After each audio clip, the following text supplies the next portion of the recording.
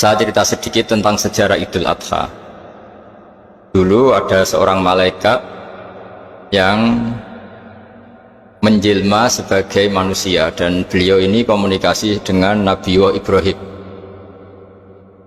Sebelum saya cerita jauh, saya katakan juga, saya ingatkan lagi bahwa cara berpikir kita sebagai mukmin itu harus berpikir awal al-khilqah. Awal kita dijadikan oleh Allah Ta'ala, yaitu Nabi Adam materinya dari tanah, nyatanya bisa jadi Nabi Adam. Kita dari sperma, nyatanya bisa jadi manusia dengan konstruksi yang sempurna. Dengan cara seperti ini, nanti bayangkan kekuasaan Allah yang tidak terbatas menjadi mudah. Saya teruskan, si malaikat tadi tanya ke Nabi Ibrahim, saya minta kambing kamu. Oh ya, silahkan, asal kamu melantunkan kalimat tasbih. Terus dibaca tasbih, indah sekali, merdu. Bisa minta tambahan kambing? Ya. Sampai beberapa kali. Demi Allah, ini baru kambing, baru hewan. Andaikan anak saya pun, kalau demi Allah saya kurbankan. Singkat cerita, versi riwayat ini, suatu saat Nabi Ibrahim diuji dengan dimintanya anak untuk dikurbankan.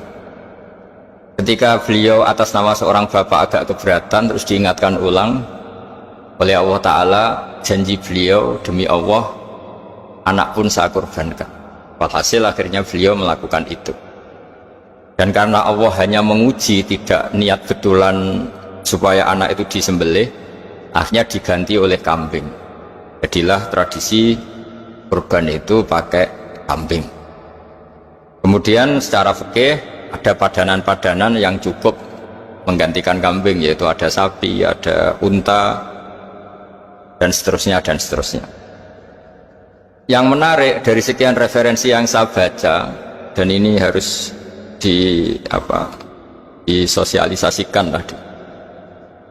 Sebagian versi itu adalah bahwa Nabi Ibrahim ketika diangkat di alam malakut, di alam langit sana, itu ketemu Allah, kemudian Allah tanya, Ibrahim, banyak hamba-hambaku yang durhaka, tidak tahu saya sebagai Tuhannya.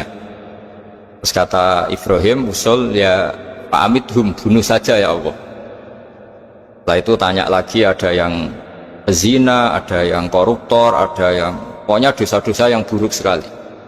Dan di semua itu Nabi Ibrahim usul, mereka hidup di bumi engkau ya Allah, makan rezekimu ya Allah, maka mereka nggak sopan sekali, nggak ngerti engkau. Terus singkat cerita minta itu diadab, siksa.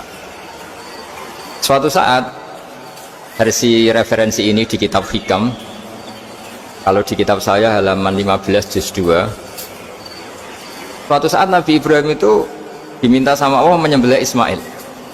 Kita ini penting sekali. Setelah disuruh menyembelih Ismail, Nabi Ibrahim komplain, ya Allah, ini anak saya, samratu fuadi, buah hati saya, kenapa engkau seenaknya minta saya sembelih?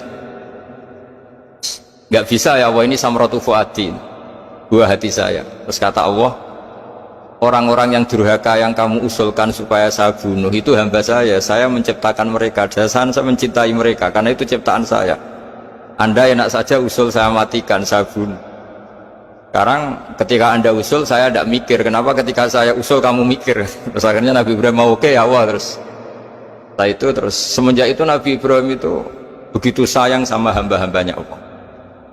Sehingga dari cerita yang paling masyhur, ketika Abu Bakar As-Siddiq begitu lemah lembut sama hamba-hamba Allah yang lain, Nabi Muhammad mensepadankan dalam hal ini sama Nabi Ibrahim, hati kamu sehalus Ibrahim. Yaitu Nabi Ibrahim, beliau akhir-akhir punya komitmen, faman tabi'ani fa innahu minni wa man asani fa innaka ghafurur rahim. Ya Allah, orang yang ikut sunnahku maka jelas bagian dari saya, dan yang sedang durhaka, wa man asani, saya harapkan fa innaka ghafurur rahim, engkau maha pengampun, maha penyayang. Semenjak itu menjadi sunnatan muttaba'ah bahwa agama ini agama rahmatan lil alamin, bahwa melihat kemungkaran, melihat kebodohan, ketimpangan, itu komitmen kita ini membenahin, bukan menghabisin. Melihat kesalahan komitmen kita ini, in uridu illal islaha mastata'tu. Komitmen kita ini ingin lebih baik, bukan mengacaukan dunia ini. Semenjak itu terus syariat-syariat Islam disebut anit tabi millata Ibrahim Hanifah, bahwa kita mengikuti millahnya Ibrahim.